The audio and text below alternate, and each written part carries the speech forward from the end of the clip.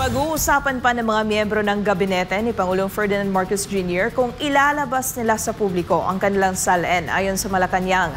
Kasabay nito, may pahayag din ang palasyo hinggil sa salin ng Pangulo. Si Creseline Catarong magbabalita.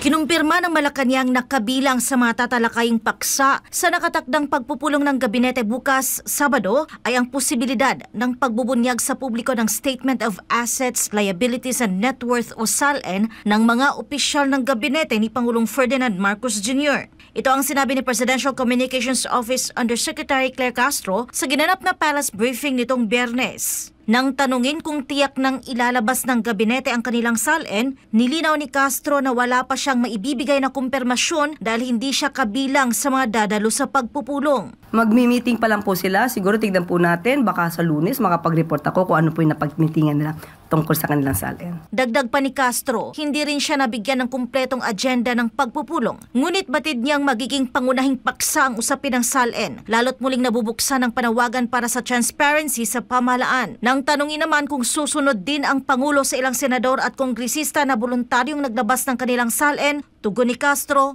tignan po natin kung ano po ang nararapat.